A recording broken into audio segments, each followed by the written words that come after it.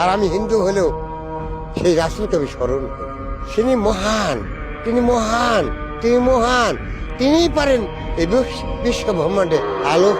তিনি এক সৃষ্টিকর্তা ছাড়া পৃথিবীতে অদ্বিতীয় সৃষ্টিকর্তা। তিনি রাসূলই সেটা প্রমাণ করে গেছে। রাসূলের বাণী আমার, আমি যেন কি বলবো, আমি যদি হিন্দু তবে ইসলাম যেন আমায় পথ দেখিয়েছে। শোনা, ইসলামকে আমি ভালোবাসি, ইসলামকে আমি ভালোবাসি। রাসূল তো পথ দেখা দিয়েছে যেইভাবে।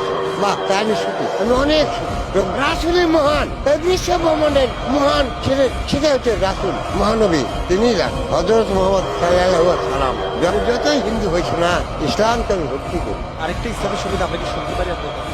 নবী মোর সোনার খনি, নবী নাম জপে যে জন, সেই তো যোদাহানের ধ্বনি।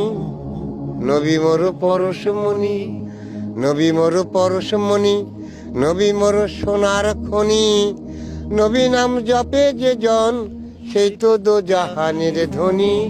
নবী মোর পরশমণি, সেই নামে সুর ধরিয়া পাখি যায় গান করিয়া, সেই নামে সুর ধরিয়া পাখি যায় গান করিয়া। ওই নামে মজনু হইল, ওই নামে মজনু হইল মওলায় আমার কাদের গনি।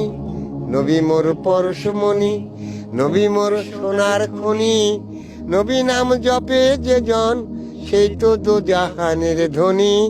নবী মোর পরশমণি।